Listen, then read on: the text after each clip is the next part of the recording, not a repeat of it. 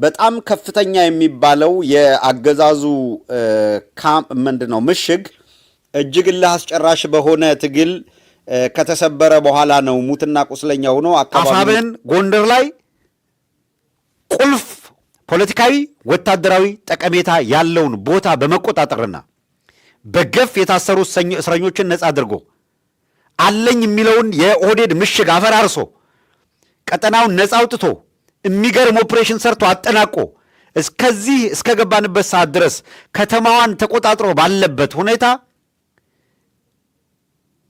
ከድንጋጤያቸው የተነሳ ትላንት ያሰቡት ፕሮፓጋንዳ ባናቱ ተደፍቶ ይሄ አክሮባት እያሰራና በገመድ ሲያንጠላጥሉ የነበረውን ኮማንዶ ከቁም የሚቆጥረው ጠፍቶ ተረኛ ሆኖ መጥቶ እስኪማረክ እንጠብቃለን ሲሉት ድንጋጤ ውስጥ የገባው የአብይ አህመድ የተዝረከረከ ሰራዊት አብይ አህመድ ምንድነው ያቀደው? በኢትዮጵያ ውስጥ የማያቋርጥ ጦርነት ለማድረግና ሌላ እልቂት ለማምጣት ያደረገውን ዝግጅት ከአንደበቱ የምንሰማበት ሰዓት ይመጣል። ከዚያ በፊት እሱን ማደማደሚያ እናደርገዋለን። ከፌዴሬሽን ምክር ቤቱ መግለጫ ማግስት ወይም የፌዴሬሽን ምክር ቤት መግለጫ የፈጠረው አዲስ የኃይል አሰላለፍ ላይ ይህን ካነሳን ቲፔሌፍ ከዳር እስከ ዳር ከኃይል ምናምን አንድ ሆኖ ይሄ ተበታትኖ የነበረው አካል በዚህ ምክንያት አንድ ሆኖ ከቆመ በኋላ የሚያራምደው አቋም የፌዴሬሽን ምክር ቤት ውሳኔ ትክክል አይደለም፣ ከዚህ በኋላ በዚህ ጉዳይ ላይ ኦህዴድ አይወስንልንም ከማለት ተሻግሮ ለእኔ ብቻ ይገባኛል ካለ እዚያው ነው፣ ቅድም እንዳልኩት እዚያው የሚረግጥ ነው። ነገር ግን በአሰላለፍ አዲስ የተለየ አንድ የሆነ ወጥ የሆነ አሰላለፍ ላይ ቆሟል። በአማራ በኩል እንደተለመደው አብይ አህመድ የአብይ አማራ ብሎ የያዛቸውን አካላት ይዞ ማስቀረት ችሏል። የትግራይ አማራ የሚባል የኦህዴድ አማራ ወይም የአብይ ትግሬዎች አሁን ባሰላለፍ በዚህ ቅራኔያቸው ከሌላው ጋር ቆመዋል። የአብይ ትግሬዎች ከሌላኛው ትግሬ ጋር ቆመዋል። የአብይ አማራዎች ግን እዛው አብይ ስር ነው ያሉት። ስለዚህ አማራው ጋር ስቲል በዚህ ጉዳይ ላይ ያለው ነገር ሁለት መልክ እንደያዘ ነው። እነዚህ አብይ አማራዎች ተነጥለው ከዛሬ ጀምሮ እንደ ጉዳይ የማይታዩበትና ቀሪው በአጠቃላይ ከብአዴን ቅጥረኛ ውጭ ያለው አማራ በዚህ ጉዳይ ላይ ወጥ የሆነ አቋም የሚይዝበትን ነገር ማበጀት ያስፈልጋል። ከኃይል አሰላለፍ አንጻር እየጠራ የሚሄደው በዚህ መንገድ ነው የሚል እምነት አለኝ። ሌላው ነገር አፋብን የሰጠው ከአፋብን ያገኘነው ማረጋገጫ የሚለውን ዛሬ ሙሉ ቀን የአብይ አህመድ ካድሬዎች ትላንትም ዛሬም ሲጨፍሩ በማህበራዊ ሚዲያው ላይ በቃ ሲንዘላዘሉ ሲጮሁ ታያችኋላችሁ። ምን እያሉ ነው የሚንዘላዘሉት እነዚህ አካላት?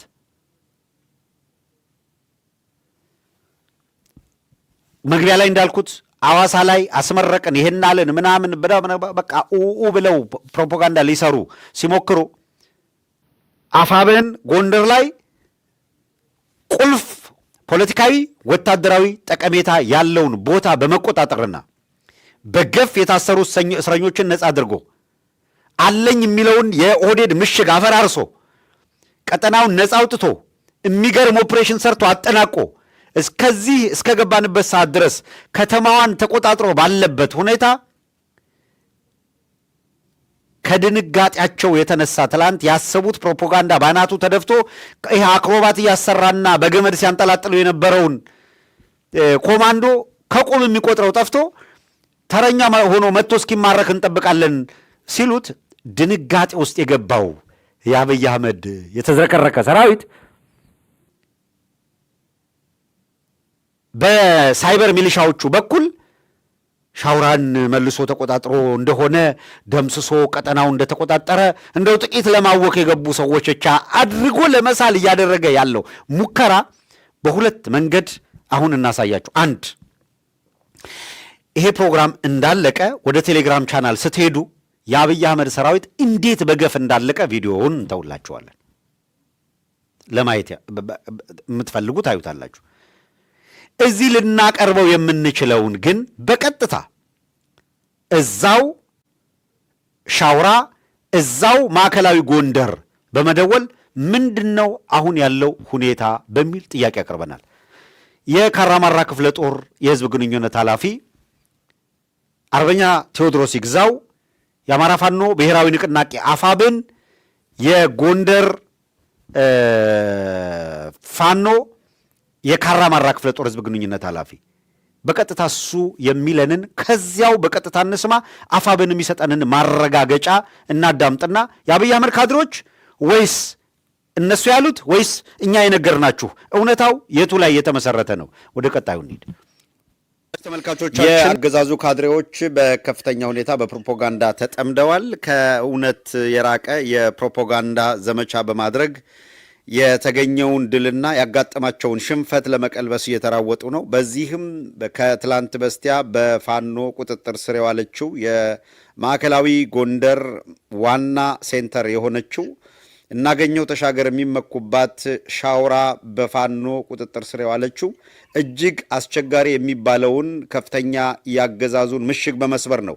በዚህ ሂደት ውስጥ የተወሰኑ ዋጋ የከፈሉ ወጣቶች ቢኖሩም እንኳን ያገዛዙ ሰራዊት በገፍ አልቆ እስረኞች የግፍ እስረኞች ነፃ ወጥተው ከተማዋን በሙሉ በቁጥጥር ስር አድርገው ሳለ ያገዛዙ ካድሬዎች በተሰጣቸው ስምሪት ግን ሌላ ፕሮፓጋንዳ እየነዙ ነው። በዚህ ረገድ አሁን ያለው ወቅታዊ ሁኔታ ምን ይመስላል የሚለውን እንዲያብራራልን አርበኛ ቴዎድሮስ ይግዛው መስመር ላይ አለ። ሰላም ጤና ይስጥልን አርበኛ ቴዎድሮስ፣ እንደምን አለ? አብሮ ይስጥልን። ደህና ነኝ። እናንተስ እንዴት ዋላችሁ? እንዴት አመሻችሁ? አፍታው እግዚአብሔር ይመስገን ደህና ነን። እንግዲህ ቀደም ሲል ለመግለጽ እየሞከርኩ ነው። የአገዛዙ ካድሬዎች የተሰጣቸውን ስምሪት ይዘው የአማራ ፋኖ በማዕከላዊ ጎንደር ያገኘውን ደማቅ ድል ለማደብዘዝ የተወሰኑ ኃይሎች ተደምስሰዋል፣ ከተማውንም ለቀዋል፣ እዚያ አካባቢ ምንም ኃይል የለም የሚል ፕሮፓጋንዳ ለመንዛት እየሞከሩ ነው። በተጨባጭ አሁን በማዕከላዊ ጎንደር ያለው እንቅስቃሴ ምን ይመስላል? ነፃ ያወጣችሁት በሻውራ ከተማ ኦፕሬሽን ጨርሳችሁ ከተማውን ለቃችኋል ወይስ እዛው ከተማ ውስጥ ነው ያላችሁት? ምን ሁኔታ ነው ያለው? አመሰግናለሁ ሀብታሙ። እንግዲህ ሻውራ ከተማ በፋኖ እጅ ነው አሁንም እንዳለች ያለችው። እንዳልኩ በመይሶ ካሳ ሁለተኛ ኮር ካራማራ ክፍለ ጦር፣ አድዋ ክፍለ ጦር፣ ፊታውራሪ ገበየው ክፍለ ጦርና ቋራ ኦመድላ ክፍለ ጦር ናቸው። እነዚህም እንግዲህ በአራቱም ክፍለ ጦር በጋራ ባደረጉት የቅንጅት ስራ እንግዲህ የጠላት ወይም ደግሞ አማራ ጠል የሆነው የብልጽግና ተላላኪ አይቀጡ ቅጣት ተቀጥቶ እንግዲህ ወደ ጉዞውን ወደ ባህር ዳር ያደረገው። ይሄንን በማድረግ ከፍተኛ ድል መቀናጀታችሁ ይታወቃልና በጣም ከፍተኛ የሚባለው የአገዛዙ ምሽግ እጅግ እልህ አስጨራሽ በሆነ ትግል ከተሰበረ በኋላ ነው ሙትና ቁስለኛ ሆኖ አካባቢውን ጥሎ ወደ ባህር ዳር መሸሹ የተነገረው። ይሄ ሆኖ ሳለ የአገዛዙ ካድሬዎች አሁን በሻውራ አካባቢ የአገዛዙ ሰራዊት የአብይ አህመድ ወንበር አስጠባቂ ሰራዊት የበላይነት እንደያዘ የሚያደርጉት ንግግር በመልሶ ማጥቃት ወደ እናንተ መምጣትና የያዛችሁትን ስፍራ የማስለቀቅ አቅም አግኝቷል? በፍጹም ጭራሽም መልሶ ማጥቃትም አላደረገም። እንግዲህ መጀመሪያ ለአስጨራሽ ውጊያ የነበረውም እንግዲህ ከቀኑ 7 ሰዓት ጀምሮ ነው። እንግዲህ 3 በኮንክሪት የተሰራ ምሽግ እንግዲህ በጀግኖች አርበኞች ድል የሆነው ወይም ደግሞ የተሰበረው የአብይ አህመድ ተላላኪ እንግዲህ ደግሞ ወይም ደግሞ ያረጋ ከበደ ተላላኪዎች እንግዲህ በጀግኖች ክንድ የጀግኖችን ክንድ መቋቋም አቅቶት ወደ ባህር ዳር ነው የፈረጠጠው። በዚህ በመቀጠል ግን አሁንም ጠላት ብዙ ሊል ይችላል። እኛ እንግዲህ ይሄ ጠላትን ድል ስንመታ በአራት አቅጣጫ ነው የገባንበት። በአራት አቅጣጫ ገብተን ግን እንግዲህ ትልቁ ምሽግ እንዲያውም ያደረገው አንደኛው ቤተክርስቲያኑ ላይ ነው፣ ሁለተኛው ማረሚያ ቤቱ ጋር ነው፣ ሶስተኛው ደግሞ የባህር ዳር መውጫ ላይ ነው እንግዲህ ምሽጉን ሰርቶ የነበረው ሀብታሙ። ከዛ በመቀጠል እንግዲህ አይቀጡ ቅጣት ከተመጣ በኋላ ግን የጀግኖችን ክንድ መቋቋም ሲያቅተው ንጹሃን ዜጎችን ነው ጨፍጭፎ የሄደው። ከዚህም እንግዲህ ከንጹሃን ዜጎች ውስጥ መካከል ነፍሰ ጡር ሴት ትገኝበታለች። እንግዲህ ምክንያቱም አማራን የተበቀለ መስሎት ወይም ደግሞ ይሄ ተላላኪውና አሸባሪው አማራ ጠል የሆነው የአብይ ስርዓት ከመነሻው ጀምሮም አማራ ጠል ስለሆነ አማራን ለማጥፋት ብዙ እርቀትም እየሄደ ስለነበረ አሁንም ያንን ያደረገውን ያሰበውን ነገር ግን እንግዲህ መቋቋም ሲያቅተው የጀግኖችን ክንድ በንጹሃን ዜጎች ላይ ነው እንግዲህ ጥቃት አድርሶ የሄደው ሀብታሙ። አመሰግናለሁ ለማብራሪያው አርበኛ ቴዎድሮስ።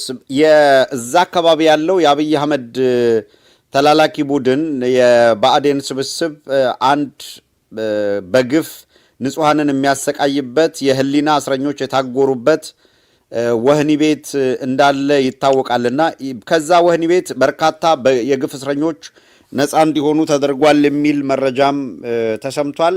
ምንድነው ያለው ሁኔታ? ምን ይመስላል እዛስ?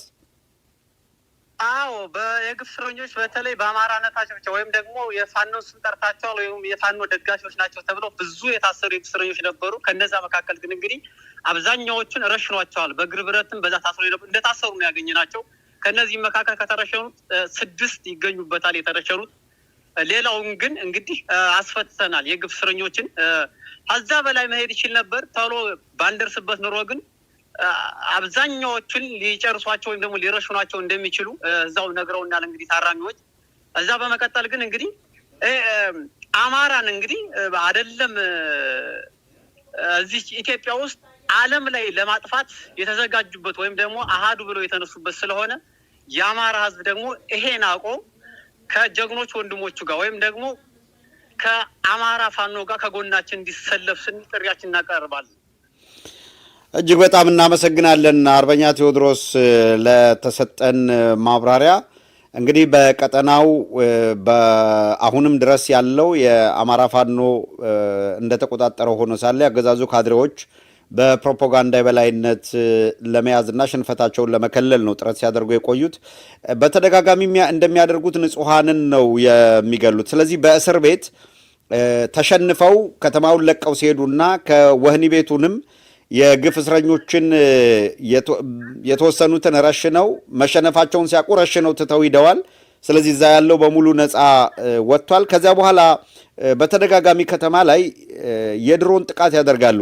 በድሮን የደረሰ ጥቃት አለ። ከዚያ በኋላ ከሽንፈታቸውና ትተው ሲሄዱ እንግዲህ በድሮን 2 ጊዜ የድሮን ጥቃት አድርሷል። ከዚህም መካከል እንግዲህ የመጀመሪያው የተወሰኑ ንጹሐን ዜጎችን ጎድቷል። ያው ሁለተኛው ነው ጫካ ላይ ያስቀመጠው እንጂ የመጀመሪያው ግን ንጹሐን ዜጎች ከዚህም ከ15 ያልበለጠ ንጹሐን ዜጎችን ነው እንግዲህ አገዛዙ የጨፈጨፈ በንጹሐን ዜጎች ላይ ማለት ነው። አርበኛ ቴዎድሮስ እጅግ በጣም ከልብ እናመሰግናለን። በመጨረሻም በእኔ በኩል ጥያቄን ጨርሻለሁ። በማጠቃለያ ላይ ለምታስተላልፈው መልእክት ካለ እድሉን ልስጥና በዚህ አበቃለሁ። አመሰግናለሁ። አሁን መልእክቴ አንድ ነው። በተለይ የአማራ ሕዝብ እኛ እንደ አማራ እንድንጠፋ የተፈረደብን ሕዝብ ነን። እኛ ደግሞ እንዲጠፋ የተፈረደበት ሕዝብ ልጆች ነንና አማራን ለማስጠበቅ ወይም ደግሞ የአማራን ሕልውና ለመታደግ በዱር በገደሉ የምንታገል የአማራ የቁርጥ ቀን ልጆች ነን። ይሄ ገብቶት የአማራ ሕዝብም ከጎናችን እንዲሰለፍ ጥሪዬን አስተላልፋለሁ። አሁንም ይሄ አማራ ጠል የሆነ የብልጽግና ስርዓት ወይም ደግሞ የኦሮሞ መንግስት አማራን ለማጥፋት ያልሄደበት ጉዞ የለም። አማራን ለማጥፋት ያልማሰው ጉድጓድ ያልቆፈረው ተራራ የለምና ይሄን አውቆ የአማራ ሕዝብ አሁንም ጠላቱ ምን እንደሆነ እየተረዳ መጥቷልና ከጎናችን እንዲሰለፍ ጥሪ አስተላልፋለሁ። ሀፍታው አርበኛ ቴዎድሮስ እጅግ በጣም ከልብ አመሰግናለሁ። እኔም አመሰግናለሁ። እግዚአብሔር ይስጥልኝ። ለአንተ ምድቤና አድማጮች እንግዲህ አብራችሁን ስለቆያችሁ አሁንም በድጋሚ ከልብ እናመሰግናችኋለን። ፕሮግራማችን እንደቀጠለ ነው። ቀደም ሲል እንደሰማችሁት በማዕከላዊ ጎንደር ወይም ሻውራ ያለው ሁኔታ ምን ይመስላል የሚለውን በቀጥታ ከዚያው ስለ ሁኔታው መረጃው እንዲደርሳችሁ ለማድረግ ነው ጥረት ያደረግነው። የአገዛዙ ካድሬዎች ከጭንቀታቸውን ይገባናል። የገጠማቸው ያለው ሽንፈትም ከባድ ነው። በተለይ እነሱ አለ የሚሉትን ሰራዊት አሰልጥነን አስመረቅን ባሉ ማግስት አሰልጥነን ላክ ነው የሚሉት አካል እጣ ፈንታው ምን እንደሚሆን ቀደም ብለን ነው እያሳየናቸው ያለ ነው ማለት ነው።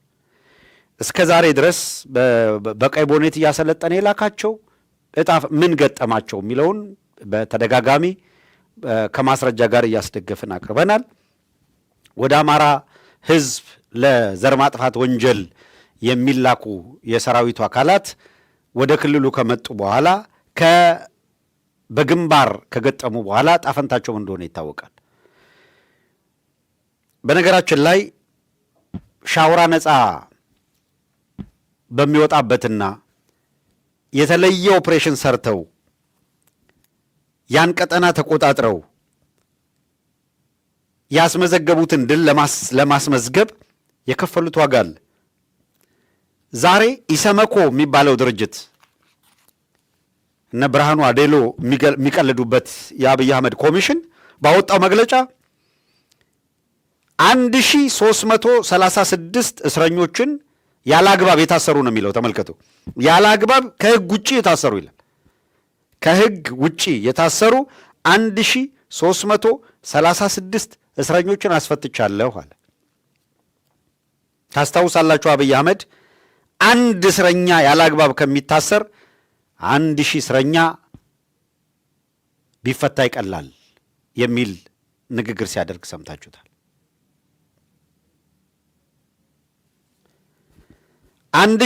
1336 ከህግ ውጪ የታሰሩ አስፈታው የሚለውን ከህግ ውጪ ማሰራቸውን ብቻ አይደለም እኮ ከህግ ውጪ አስረው ያሰቃዩቸውን ቤተሰቦቻቸውን ያመሰቃቀሉ፣ ጤናቸውን ያመሰቃቀሉ፣ ስንት ጉዳት ከደረሰባቸው በኋላ እነሱን መፍታታቸውን ደግሞ ከህግ ውጪ የታሰሩ 1336 ተፈተዋል ይላል። ከህግ ውጪ ያሰራቸውን ተጠያቂ አድርጌያለሁ ግን አይልህም።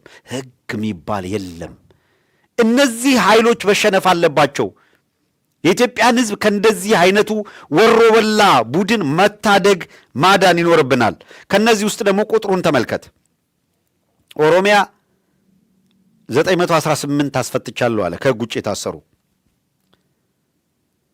ኦሮሚያ ላይ 915 ከህግ ውጭ የታሰሩ አስፈታው ይልህና አማራ ክልል ላይ 186 አስፈታው አለ። ቤኒሻንጉል ላይ 46፣ ጋምቤላ ላይ 66፣ ሶማሌ ላይ 123 ከህግ ውጭ የታሰሩ አስፈትቻለሁ በሚል የፖለቲካ ትርፍም ሊያገኝበት ፍላጎት ሁሉ ይዞ አቅርቧል። ሰርፕራይዚንግሊ የኢትዮጵያ ሰብአዊ መብት ኮሚሽን 1336 በመላው አገሪቱ ካሉት ላይ ከህግ ውጭ የታሰሩ አስፈታው ነው ያለው አይደል? ባለፈው ሳምንት በተደረገ አንድ ኦፕሬሽን 1500 የግፍ እስረኞችን ፋኖ ከአንድ ወህኒ ቤት ብቻ ጋይንት አስፈትቷል። 1500 ትላንት ሻውራ ላይ ፋኖ ነህ፣ ለፋኖ አግዛሃል፣ ፋኖ ምናምን ትላለህ፣ እንደዚህ አድርገሃል፣ መረጃ ሰጥታል እያለ እየሰበሰበ ኮንሰንትሬሽን ካምፕ እዛ አስሮ የሚያሰቃያቸው በሙሉ ሻውራ ካለ እስር ቤት ላይ ነፃ ወጥተዋል። ብርሃኑ አዴሎ መጥቶ 186 አስለቅቅ ያለው ሲል ስቀህ ነው የምታልፈው። ብርሃኑ አዴሎን ራሱኑ ከእስር ቤት ማስፈታት የሚችል ኃይል ኦልሬዲ አማራ እንደዚህ አይነት ልጅ አፍርቷል። እንኳን በአማራ ክልል ባሉ እስር ቤቶች ውስጥ አሁን ባዘጋጇቸው 5 የኮንሰንትሬሽን ካምፕ የሚያስሯቸውን ያለ ጥርጥር የአማራ ህዝብ አሁን በጀመረው ትግል በየትኛውም የአገሪቷ ክፍል የታሰሩ ልጆችን በብርታቱ በክንዱ በትግሉ ነፃ ያወጣቸዋል።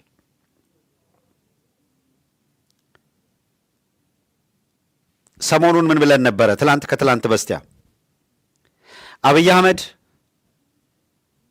አስመረኩ ብሎ የከተማ ውጊያ የሚያደርጉ ወዘተረፈ አስመረኩ ሲል ድጋሚ ነው። ምክንያቱም ከዚህ ቀደም እንደምታውቁት ባለቀይ ቦኔት ኮማንዶ አሰልጥኖ ምን አይነት ፉከራ እንደፎከረ ታውቃላችሁ። እንዴት ውጤት እንዳመጣ ሲፎክር እንደነበረ ታውቃላችሁ። ይቅርታና በቪዲዮ ቅደም ተከተል የአብይን እናስቀድመውና ቀጥሎ ይሄኛውን እናመጣዋለን። ሶሪ አብይ የሚያደርገውን ፉከራ ስሙትና ናዝሬት ላይ አስመረኩ ብሎ ያስመረቃቸው ከዚህ ቪዲዮ የምትረዱትን መጀመሪያ ልናገረው። አንድ ይሄንን ይዛችሁ ስሙት። ጦርነት እቅዱ የአብይ አህመድ እቅድ ጦርነትና ጦርነት ብቻ እንደሆነ አስተውላችሁ ስሙት። አሁን ከራሱ አንደበት በሰላማዊ ቀጠና ላይ ነው የሚለው። ተመልከቱ። በጦርነት ብቻ አይደለም፣ በጦርነት ቀጠና ብቻ አይደለም፣ በሰላማዊ ቀጠና ላይ መዋጋት የሚችል ሰራዊት አሰልጥነን አስመርቀናል ይላል። ከአንደበቱ ትሰሙታላችሁ። በሰላማዊ ቀጠና ላይ የሚዋጋ እንዴት ታሰለጥናለህ? በሰላማዊ ቀጠናዎች ላይ ውጊያ የሚያደርግ ሰራዊት አሰልጥኛለሁ አለ። ለኢትዮጵያ ብቻ አይደለም፣ ለምስራቅ አፍሪካ የሚበቃ ሰራዊት አሰልጥኛለሁ የምስራች አለ። እንደምታውቁት ነዳጅ አፍልቅ ያለ የምስራች አለ። መንኮራኩራ አመጣሁ የምስራች አለ። ወደብ አመጣሁላችሁ የምስራች አለ። ሁሉ ዜሮ። እንደምታውቁት ዓለም ዝም ብሎ ይስቃል። ኢትዮጵያ ውስጥም ከጥይት የተረፈውን በሳቅ እየገደለው ነው። ከፋኖ ጋር መታገል አቅቶት 3 ዓመት የፈጀበት ከቲፒኤልኤፍ ጋር ለመታገል 6 ጊዜ የክተት አዋጅ አውጆ አልቅሶ ኤርትራን፣ ኤምሬትን፣ መላው አማራ ኢትዮጵያ ውስጥ ያለ ልዩ ኃይልን አሰማርቶ ያን ሁላ ጊዜ ተዋግቶ ያን ሁላ ክፍለ ጦር አስማርኮ አባታችን ተማርኳል ተደግመናል እያለ ወታደሩ መሳለቂያ አድርጎት እንደ ታላቁ ሩጫ በብዛት ተሰልፎ የምርኮኛው በገፍ የሄደበትን የማዋረድ ሥራ ሰርተው ሲያበቁ ድል ቁርሱ ምናምን እያለ አላገጠ። ሹመትና ስልጣን ተከፋፈሉበት። ኒርሊ በሁለቱም ሳይድ 1 ሚሊዮን ያለቀበትን ጦርነት እንደ ድል አድራጊ ሹመት ተሸላለመበት። ይሄ ነውሩ ያልበቃው አብይ አህመድ አሁን ደግሞ ሐዋሳ ላይ ወታደር አስመረኩ ብሎ ለአፍሪካም እንደው ተመልከቱ። በእውነት በሆነ ሄሊኮፕተር ላይ ገመድ ላይ ተንጠልጥለው አሳየ። ከዚህ በፊት ጀበና ሲሰብሩ፣ ከህንፃ ላይ ሲንሸራተቱ፣ ሲሮጡ፣ በእሳት ነበልባል ውስጥ ሲገለበጡ ምናምን አሳየ። አለቀ በቃ። ይሄ ሁሉ ኮማንዶ፣ ይሄ ሁሉ ባለቀይ ቦኔት መጣልህ ምናምን ብሎ አለ። ላከው። ግድ የለህም ወደ አማራ ላከው፣ ሌላ ቦታ አትላከው፣ አማራ ያውቅበታል። ላከውና እያንዳንዱ ቅንድቡን ጸጉሩን ተላጭቶ ወንድማማች አስመስሎ ይልክልሃል። ፋኖ በጠርሙስ አይደለም በእርሳስ ይላጨዋል። ላከው አልነው። ላከው በሙሉ እንግዲህ የላካቸውን እንዴት አድርጎ የጠዋት ጤዛ እያደረገ እንደላካቸው አይታቸዋል። ዱላውን ተሸክሞ ሲያነቅ አሁንም እናሳያቸዋለን በምልሰት። ሐዋሳ ላይ ትላንትና የፎከረበትን ሰራዊት በሁለት መንገድ ስሙት ያሉት፣ አንድ እንዴት ለቀጠናው ጦርነት ብቻ ሲያስብና ሲደግስ የሚውል ስብስብ እንደሆነ ኦህዴድ፣ ከጦረኝነት ውጭ ፖሊሲ እንደሌለው አብይ አህመድ ያረጋገጠበት፣ ሁለት ሰላማዊ በሆነ ቀጠና እንደው ጦርነት ባለበት ቀጠና የሚዋጋ እሺ፣ የከተማ የምናምን አለ፣ ይሄም ነውር ነው። የከተማ ላይ ውጊያ የሚያደርግ አለ። ከተማ ላይ አድማ ከሆነ አድማ ብተና ታደርጋለ። ከተማ ላይ ጦርነት አይደረግም። ሕፃናት ባሉበት ትምህርት ቤት ባሉበት ወንጀል ነው፣ የጦር ወንጀል ነው የከተማ ውጊያ ማድረግ። ያም ሆኖ የከተማ ውጊያ የሚያደርግ አለ። ይሄ ብቻ አልበቃው፣ ሰላማዊ በሆነ ቀጠና ላይ የሚዋጋ ኃይል አሰማርተናል አለ። ይሄ የፎከረበት ሰራዊት ዕጣ ፈንታው ምን እንደሆነ በማስረጃ አሁን እናሳያችኋለን። ቀድሞ ግን ከነዚህ ሁለት አውዶች ጋር ሆናችሁ እስኪ ያዳምጡት። ለኢትዮጵያ ብቻ ሳይሆን ለቀጠናው በቂ የሆነ ኤሊት ፎርስ፣ ቴክኖሎጂ የታጠቀ ቴክኖሎጂ የሚጠቀም በድሮን ሬኮነሰንስ የሚያደርግ በካሚካዚ ምሽግ የሚያፈርስ በምሽግ ብቻ ሳይሆን በስትራቴጂክ ቦታዎች በሰላም ወረዳዎች ውጊያን የሚያጧጥፍና የሚያሳጥር ተቋም ኢትዮጵያ ስለገነባች ድፍን የምስራቅ አፍሪካ ሀገራት ድፍን የአፍሪካ ሀገራት እንኳን ደስ ያላችሁ፣ እንኳን ደስ ያለን እላችሁ ፈልጋለሁ። እግዚአብሔር ያሳያችሁ።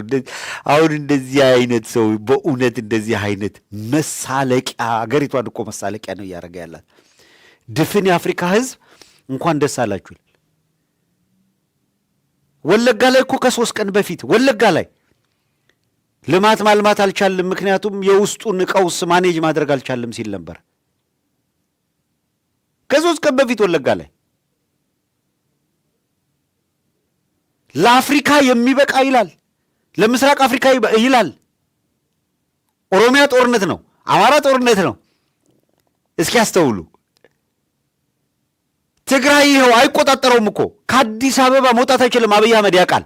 እሱ ፓርክ ያሰራቸው ፓርኮች ሄዶ ለመምጣት በስንትና ስንት ሰራዊት አጀብ ነው የሚንቀሳቀሰው። ለምስራቅ አፍሪካ እንኳን ደስ ያላችሁ፣ ለምስራቅ አፍሪካ የሚሆን ሰራዊት ገነባን። እንደው እንዴት እንደሚስቁብን ማለት ነው። የሆነ ሆኖ ለምስራቅ አፍሪካ ይበቃል ያለውን የአብይ አህመድን ሰራዊት እስኪ ቀጥሎ ተመልከቱት። አሁን ሐዋሳ ዛሬ ያስመረቀውን ኃይል ሸዋ ሊልከው ይችላል፣ ጎጃም ሊልከው ይችላል፣ ቤተ አማራ ወሎ ሊልከው ይችላል፣ እንደገና ጎንደር ሊልከው ይችላል። ይሄ የምታዩት ባለ ቦኔት የሚፎከርበትና መሬት ላይ ሲመጣ የሚገጥመውን ልዩነት ታውቁታላችሁ። እነዚህን ተዋቸው። ባለ ቀይ ቦኔት እንስራ ሲሰብር፣ ወደ ላይ የዘለለ ሲፈርጥ፣ በእሳት ውስጥ ሲሾልክ ምናምን ካሳዩ በኋላ በጀልባ በምን ሲያዘልሉት በየባህሩ ላይ ካሳዩ በኋላ የምኒልክ ምድር ሸዋ ላይ ለቀቁት እና አርበኛ መከታው ማሞ ቆሉትና ይሄ የባህር ኃይል ነው በልዩ ሁኔታ የሰለጠነ ነው ሲባል የነበረውን በሳፋዋ እያቀረቡ ዘፈዘፉት። ይህን እያሳዩ እኮ ነው። ባህር ኃይል ብለው የላኩትን ውሃ ውስጥ እየዘፈዘፉ ማርከው አሳዩ። ከዛ በኋላ አይ ቲንክ ይሄ ባህር ኃይል ምናምን የሚለው አባዲናቸውን ትተውታል። አሁን ደግሞ የከተማ ላይ ውጊያ የሚያደርጉ ብለው ነው ትላንትና ያስተዋወቁት። በነገራችን ላይ የከተማ ውጊያ የሚያደርግ ብለው አዲስ ነገር እንዳይመስላችሁ። በልዩ ሁኔታ የተመረቀ የሽምቅ ተዋጊ፣ በልዩ ሁኔታ የሰለጠነ ወዘተረፈ ጸረ ሽምቅ ኃይል ምናምን ብለው አሰልጥነው እኮ አመጡት። አማራ ክልል ተሸምቆ ነው የቀረው። ይኸው የተረፋቸው ጸረ ሽምቅ የለም። ይኸው በየሸመቀበት በሸምቀቆ እግር ከወርች አስረው እንዳይላወስ አደረጉት። የለም ፋኖ ኃይል ሲነዳው ተመልከት። አሁን ደግሞ እንደገና ለሞት ያዘጋጀው የደሃ ልጅ ለሞት ያዘጋጃቸው ህፃናት ከትላንት በስቲያ ስናስደምጣችሁ ነበረ። እንዴት የሚያሳዝኑ ህፃናት የ16 ዓመት የ15 ዓመት ልጅ በግድ እየታፈሱ ወታደራዊ ስልጠና ብለው የሚያስገቧቸው ዓለም አቀፍ ሚዲያዎች ሲዘግቡ ሰምታችኋል። ዓለም አቀፍ ተቋማት፣ የሰብአዊ መብት ተሟጋች ድርጅቶች ህፃናትን ለጦርነት መመልመል በመንግስት በኩል ይቁም ብለው እነሱ መንግስት እያሉ ስለሚጠሩት በተደጋጋሚ ጥሪ ያቀረቡበት ነው። ይሄ ስርዓት የሄደበት ያለውን አደገኛ ጉዞ በተመለከተ ሁኔታውን እየተከታተልን በየቀኑ ዱካውን እየተከታተልን በመረጃ እያጋለጥን ስለምንሄድ ለአፍሪካ የሚተርፍ የተባለው ሰራዊት ይሄ ነው። ይኸውልህ ባለቀይ ቦኔቱ ላከው ይምጣና አማራ ክልል ይነጋገር፣ ጥቂት ጊዜ ጠብቅ እንጂ እስክትልከው አይጠበቅም። የምታሰለጥነው ካምፕ ውስጥ መጥተው ያናግሩታል። ደጋግመን ነግረናቸዋል። እጣ ፈንታቸው መጨረሻቸው ምን እንደሚሆን። በነገራችን ላይ የርኩሰት መጨረሻ የሚያደርገው አብይ አህመድ ግምገማ የተቀመጠው ኦህዴድ ያሰቡት አልሳካ ብሎ ያለሙት ነገር ከሽፎ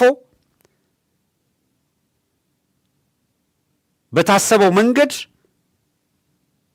ቀደም ሲል የምርጫ ቀጠናው ወልቃይት፣ ራያ ወዘተረፈ በምርጫ ቦርድ በኩል በትግራይ ክልል ስር ሆኗል ካሉ በኋላ አጠቃላይ ሂደትና ሙቀቱን ለክተው እንደገና ተመልሰው መጥተው በላገኘው ተሻገረችን መግለጫ ደግሞ አውጣ ብለው በፌዴራል ሆኗል የምትለዋን ጨዋታ ተጫወቷት። በዚህ ሂደት ያሰቡት በትግራይና በአማራ መካከል አማራው በሙሉ ተሰልፎ ልክ ነው ሆ ይላል ብለው ነው ያሰቡት። እነ ጋሻው ግርሻ ላይ እነ ቀለጠ ሞላ ላይ ቀርቷል። ይህ አጀንዳ ከዝናሽ ታያቸው ቀሚስ የሚወጣ አጀንዳ አይደለም። ይህ አጀንዳ ከአምስተኛ ረድፍ ብአዴን ነኝ ብሎ ከተፈተፈው ቡድን የሚወጣ አይደለም። አለቀ። በጣት የሚቆጠር ጋር ያበቃል። ድፍን የአማራ ህዝብ በምንም ታምር በእነዚህ ወንበዴዎች ሰርክል ገብቶ በሚፈልጉት መንገድ መጫወቻ እንደማይሆን ገብቷቸዋል። አሁን አውቀውታል። በተአምር በዛ መንገድ እንዲጫወቱ አልተፈቀደላቸውም። አማራ የያዘውን አቋም ሲያዩ እነሱ ሪስክ ወስደው ይሄንን ብንል አማራ ሆን ብሎ ከኛ ጋር ይሰለፋል፣ በሙሉ አማራው እንደቀለጠ ሞላ በእነሱ መስመር ይሰለፋል ብለው ነው ያሰቡት። የትግራይ የፖለቲካ ኤሊት በሙሉ ጌታቸው ረዳም፣ ሙሉ ነጋም፣ ደብረጽዮንም፣ ሞንጆሪኖም ዳር እስከ ዳር ተሰባሰብን፣ በዚህ ወጥ አቋም ያዝን አሉ አይደለ? አማራው ወጥ አቋም ይዞ ልክ ነው የሚል ነገር ያመጣል ብለው ካልኩሌት አድርገው ነበረ። ዞር በላላቸው የአብይ አማራ ብቻ ተለይተው የአብይ አማሮች አብይ ጉያ ውስጥ ቆዩ። ነገርየው አሰላለፉ ላይ ሌላ አዲስ ሁናቴ ፈጠረ። አሁን ወደ ግምገማ ተቀምጧል። ይሄንን ነገር በምን መልኩ ብንሄድበት ነው ሊያዋጣን የሚችለው የሚል ሌላ ውይይት፣ ሌላ ግምገማ እንከታተላለን። እያንዳንዷ እንቅስቃሴያቸውን አንድ እርምጃ ከመሄዳቸው በፊት ቀድመን እንነግራቸዋለን። በዚሁ አጋጣሚ በጣም የሚያስቅ ነገር የምታውቁት ነው። በኢትዮጵያ ውስጥ ትልቁ አሁን ሕክምና ሌላው ከመምጣቱ በፊት ቱ ቢ ኦነስት የእስልምና እምነት ተከታዮች የጤና እክል ሲያጋጥማቸው ጸበል ይጠመቃሉ። ይሄ ይታወቃል አይደል? ኢትዮጵያ ውስጥ ውሃ እንደ ኢትዮጵያ በተለየ መልኩ ኢትዮጵያ ውሃን እንደ መድኃኒት ፈዋሽ ቫልዩ የምትሰጥ አገር ናት። ኢትዮጵያ የውሃ ሀብቷን ከልማት አንጻር በበቂ ሁኔታ አልተጠቀመችበትም ተብሎ ሊነሳ ይችላል። የኢትዮጵያ ሕዝብና ውሃን በተመለከተ ያላቸው ቅርርቦች ግን የትኛውም ዓለም ውሃን እንደ መድኃኒት የሚያየው ከኢትዮጵያ ውጪ ማን ነው? ሌላው ለማልማት ለመጠጣት ይጠቀመዋል። ኢትዮጵያ ግን ከህመም ለመፈወስ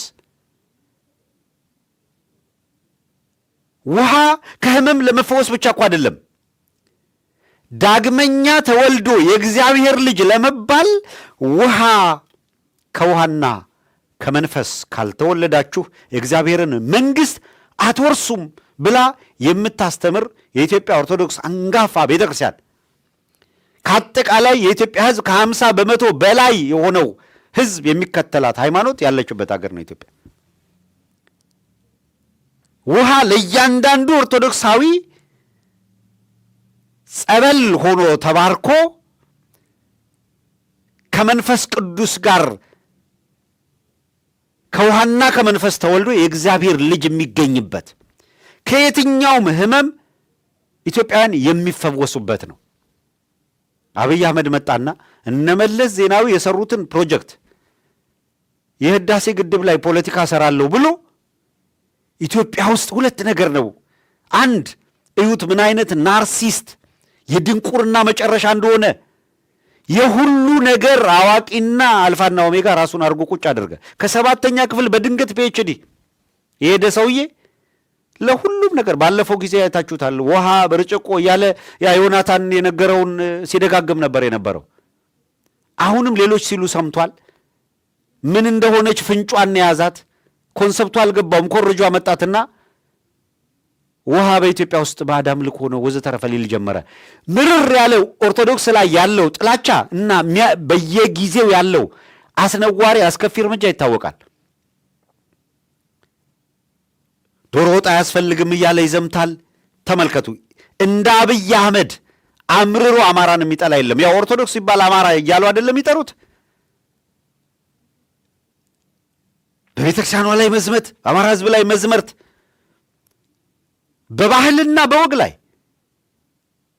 ስለ እንቁጣጣሽ ዘፈን፣ ስለ ቡሄ ዘፈን ሲያነሳ ሰምታችሁታል። ሲያጣጥል፣ ሲያወግዝ ለባህል የሚሰራ ዶሮ ወጥ እንኳን የአማራ ባህል ጭኮን አውግዞት አያውቅም። ጨጨብሳን አውግዞት አያውቅም። ልክ አይደለም ወይም ቅቤ ይፈጃል እንትን ይፈጃል አላለም። የአማራ የሆነ ነገር ሁላ የሚያንቀጠቅጠው አብይ አህመድ አማራ ከሆኑ መካከል አገኘው ተሻገር፣ ተመስገን ጥሩነህና ዝናሽ ታያቸውን የመሳሰሉትን አጠገቡ ማድረጉና ለሚፈልገው ኃጢአት መስሪያ እነሱን እንደ ጅራፍ መጠቀሙ ካልሆነ በቀር ለአማራ ያለው ጥላቻ የሚደንቅ ነው፣ መቼም ወደር የለውም። ለቤተ ክርስቲያኗ ያለው ጥላቻ የሚደንቅ ነው፣ መቼም ወደር የለውም። ለአማራ ካለው የከፋ ጥላቻ አንጻር ሀጂ ሙፍቲ ተሰቃይተው እንዲሞቱ ነው ያደረገው በእስልምና በኩል አማራ በመሆናቸው። ለአማራ ካለው ጥላቻ ቤተ ክርስቲያኗን ስቲል ያሳድዳታል። ይህ ነውረኛ ሰው አንድ የተናገረውን ንግግር ለዛሬው ውይይታችን መቋጫ እናድርገው። ከውሃ የመራቅ ከውሃ የመሸሽ ውሃን እንደ ባዕድ አምልኮ የማየት ክፉ ልማዳችን አሁን ባለው የልማት እሳቤ ሪቨርሳይድ አርቲፊሻል ኢንቴሊጀንስ ግድቦች በመገንባት ውሃ ሕይወት፣ ውሃ ልማት መሆኑን ማረጋገጥ መጀመራችን ይታወቃል። ከውሃ የመራቅ ከውሃ የመሸሽ ይበቃል። እንዲሁ ውስጥ ድምፁ ይጥፋና እንደ ባዕድ አምልኮ የማየት ክፉ ይሄ በጣም አስነዋሪና በጣም የምር መግለጽ የሚቸግር ነውረኛ ሰው ውሃን እንደ ባዕድ አምልኮ የሚያይና ውሃን የሚሸሽን ሕዝብ ከውሃ ጋር መቀራረብ አስተማር ነው አለ። አየህ ግድብ ገንብተን አለ። ግድቡን እንግዲህ እነ መለስ ዜናዊ እንዴ ይታወቃል። ግልገል ጊቤ፣ ግልገል በለስ 1 2 3 እያሉ የተገነባ አብይ አህመድ ከመጣ የቀራችውን 30% እንኳን ለመጨረስ ይኸው እዚህ ማጥና ቀርቃር ውስጥ ከቶ ነው ሄደው። ከዛ በውሃ ዘንባለው ሲል ነበረ። የምስራች አዘነብንላችሁ ብሎ መሳቂያ ሆነ፣ በዛው ጠፋ። አሁን መጥቶ ውሃ እንደ ባዕድ አምልኮ ህዝቡ ሲሸሸው የት ነው የሚሸሸው? በየዓመቱ ሩፋኤል በመጣ ቁጥር በሙሉ ዶፍ ዝናብ ሲዘንብ ወጥቶ ዝናብ ላይ ቆሞ ተባረኩኝ የሚል ህዝብ ያለበትን ኢትዮጵያ ውሃ ጋር መቀራረብን ያስተማርኩት ይልሃል። በመጽሐፍ ቅዱስ ከውሃና ከመንፈስ ካልተወለዳችሁ የእግዚአብሔር ልጅ አትባሉም የሚለውን አምኖ ክርስቲያን ለሆነው ህዝብ ከውሃ ጋር ተራርቆ የቆመ ነውን ያስታረኩት ይላል። ከውሃና ከመንፈስ ካልተወለዳችሁ የእግዚአብሔር ልጅ አትባሉም የሚለውን የመጽሐፍ ቅዱስ ቃል ማመን ለአብይ አህመድ ባዕድ አምልኮ ነው። ሂድና በሰሌው መታጠቢያ ታጠበው ትፈወሳለህ ተብሎ በተባለው ቃል መሰረት በጸበል መፈወስን ለአብይ አህመድ ባዕድ አምልኮ ነው። ኢትዮጵያ የገጠማት እንደዚህ ያለ ቡድን ነው። ይሄ ቡድን እስካልተሸነፈ ድረስ ኢትዮጵያም አገር ሃይማኖት ምንም ነው ሊኖርህም አይችለው። ብቸኛው አማራጭ መታገል ነው። እዚህ ጋር ይብቃኝ። አድማጮች እስከዚህ ሰዓት አብራችሁን ስለሆናችሁ አብራችሁን ስለቆያችሁ ከልብ እናመሰግናለን። በጣም ረዘም ያለ ሰዓት ወስደን ውይይት አድርገናል። የዛሬው ዕለታዊ አበይት ጉዳዮች የተሰኘ ፕሮግራማችንን በዚህ አጠናቀን እየተሰናበትናችሁ ነው። ነገ በሌላ መረጃ ለየት ባሉ ማሳያዎች፣ መረጃዎች እንጠብቃችኋለን። የነገ ሰው ይበለን። ከቴክኒክ ባለሙያ ጋር በደንብ አዘጋጅተን ያቀረብንላችሁ የተመለከታችሁትን ፕሮግራም ይመስል ነበረ። ስትወጡ እስካሁን ላይክ ያላደረጋችሁ ላይክ አድርጉ፣ ሼር ያላደረጋችሁ ሼር አድርጉ፣ ሰብስክራይብ ያላደረጋችሁ ቻናሉን ሰብስክራይብ አድርጉ። ሰብስክራይብ ሊያደርጉ ይገባል ለምትሏቸው ላኩላቸው።